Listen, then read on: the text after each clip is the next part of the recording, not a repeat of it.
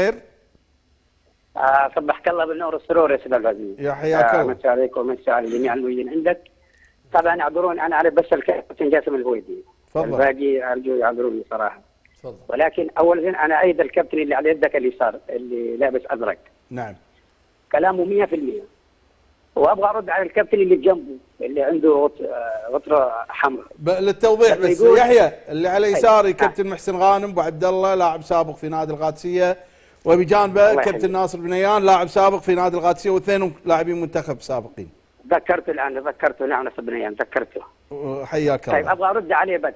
تفضل تفضل. هو لما يقول اول شيء لما يقول الان في كاس العالم في فرق فازت على فرق، اقول له المنتخب المغرب نعم. لما فاز على اسبانيا وعلى بلجيكا، منتخب المغرب كله محترفين برا يا رجل، يعني كلهم محترفين على مستوى عالي، هذه نقطه.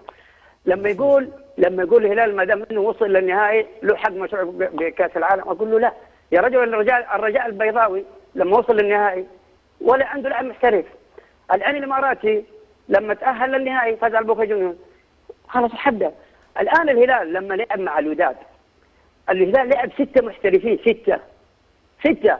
الوداد عنده واحد بس افريقي، يعني اقل محترف في نادي الهلال بقيمه لعيبه كل الوداد، ومع ذلك بلنتي في الاخير اعطاهم الحكم.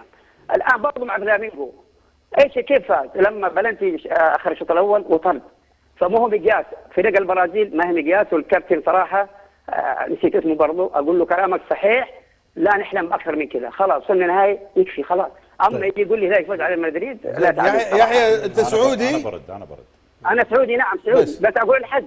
لا خلاص، عشان البعض يعني تدري احنا لما سولفنا في الموضوع البعض تطرق انت مو سعودي، انت ما ادري شو، اشولنا اراء ايضا بعض الزملاء السعوديين. احنا بس نبي نوضح نقطه يا اخوان، احنا ترى لما نتكلم عن الانديه السعوديه هذا يعني لا نعني المنتخب السعودي، لا نعني المملكه العربيه السعوديه، وهذه رساله يجب ان توصل لمبارك الدوسري، ربع مبارك الدوسري، كل من يتابعنا هني من اخواننا في المملكه.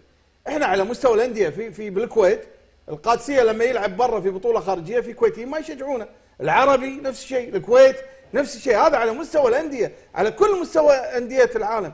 لكن لما يلعب المنتخب السعودي كلنا نوقف ورا المنتخب السعودي، كلنا نفرح مع المنتخب السعودي. لما يصير اي ظرف للمملكه العربيه السعوديه نقف معاها قلبا وقالبا.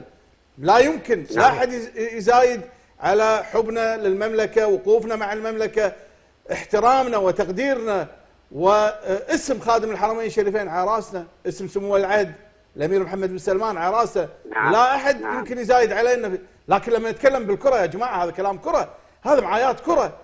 انت ما تتحمل انك تعايننا في الكره، وما تتحمل انك تتحمل المعايات في كره القدم. لا تدخل في هذه الاجواء. روح جاب المطبخ وقعد مع المدام واطبخ معاها، وخلي الكره عنك ومعاياتها اذا انت ما تتحمل. ومشكور يا يحيى، الله يعطيك العافيه. لا ما يصير.